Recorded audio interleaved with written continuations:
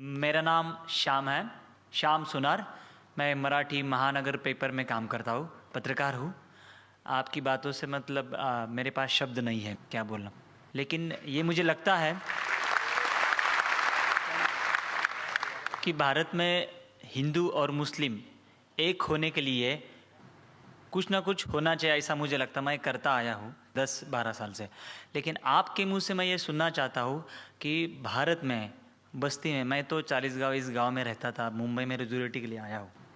बस्ती बस्ती में जो हिंदू और मुस्लिम हैं, इनके दिल में अगर गलत फहमी है, और वो है भी सही मायने में कुछ हद तक है, तो वो दूर करने के लिए आपकी क्या सुझाव है कि हिंदू और मुस्लिम दोनों कम्युनिटी के लोग कैसे इकट्ठे आ सकते हैं? Brother asked a very good question. That what is the suggestion from me that how can we get the Hindus and Muslims on a common platform? How can we come together? The reply to this is, I have given a talk on similarities between Hinduism and Islam. I've given that talk in Bombay, I've given the talk in Chennai, I've given in other parts of India, and we find there that tens of thousands have attended.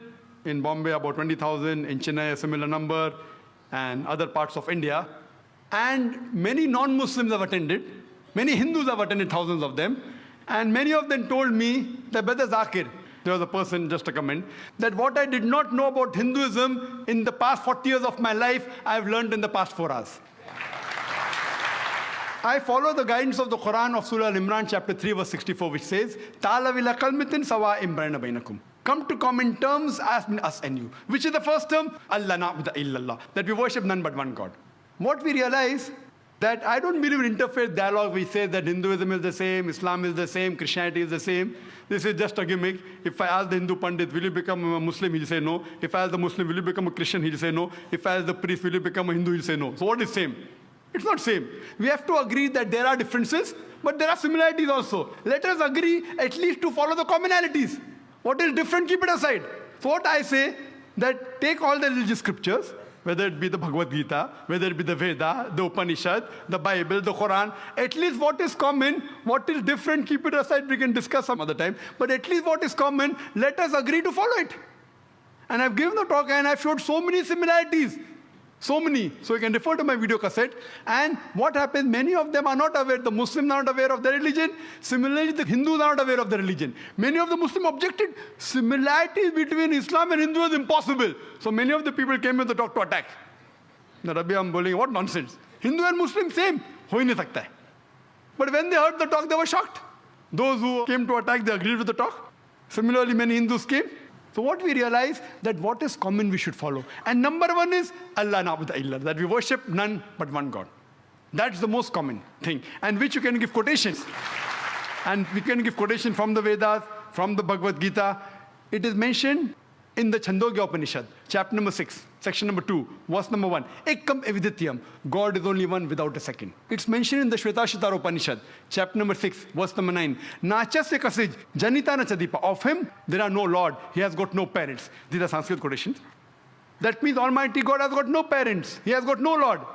Furthermore, if we analyze, it is mentioned in the Shvetashvatara Upanishad, chapter number 4, verse number 19. Natasti pratimasti. Of that God, there are no images. There is no pratima, there is no photograph, there is no idol, there is no image. Same thing in Yajurved, chapter number 32, verse number 3. Natasya pratimasti. Of that God, there are no images.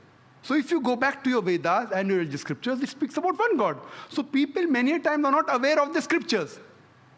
And when the question, just a couple of days back, I had given an interview to Star News. They asked me, Brother Zakir, what is your view regarding Vande Mataram? Can the Muslims say or not? I said, what do the Muslims say? I'll come to it afterwards. I'll first tell you what the Hindu scriptures say.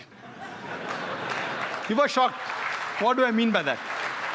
I said, if anyone who's a scholar of the Veda agrees that God has got no pratima. So when you say Vande Mataram, that this country is my mother and you call it God, a person who's a scholar, I'm not talking about the normal people who don't know about the scriptures. But you ask a scholar, he will say that Vande Mataram goes against the Vedas. Because Vande Mataram in no less than 3 places it says, I bow down to thee. I worship thee. if you see about the Arya Samaj and you see the various top scholars, they think according to the Vedas, idol worship is not permitted. There are verses in Bhagavad Gita, chapter number 7, verse number 20, which says that you should not do idol worship. So here when we go back to our scriptures, unfortunately, they believe in a form of pantheism. So even according to the Vedas, if you're a good scholar, this song, Vande Mataram, that I bow down and I worship thee, as I quoted in Sanskrit about Upanishad, it's against. Even in Islam, there are 12 lines which are objectionable. 3 times it is said, Vande Mataram, which means I bow down to thee. If once it says that this country is my mother, once it says I will kiss the feet, once it says about the divine things, about the smile, talking about divinity, it calls it Lakshmi, it is called Durga. All these things are objectionable. We Muslims, we love this country. But we will not bow down to anyone but to Almighty God. Even a mother who has born in a womb for 9 months, we love her, we respect her, but we will not bow down to our mother, to our own mother. The number one human being who we love and respect in the world after Allah subhanahu wa ta'ala, it is Muhammad sallallahu alaihi wasallam. We will even not bow down to a prophet Muhammad, peace be upon him. Is it required that we should sing this song, Vande Mataram? It is a political gimmick. Politicians, they thought they'll get the vote bank. They even made a gimmick on the date. You know, when it was written by Bankim Chand Chattopadhyay in 1876, it was published in 1882. So where is century come now? And where's 7th September? They made a mistake, the political gimmick. Furthermore, even a Muslim living in Saudi Arabia, he cannot bow down to his country, Saudi Arabia. Even a Muslim living in Pakistan cannot bow down to Pakistan. It is shirk.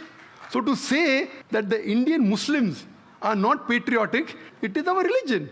Our creator, our God who has made this country is far superior. So we love this country. When required for the truth, we are willing to die for this country. But we will not bow down to anyone but Almighty God.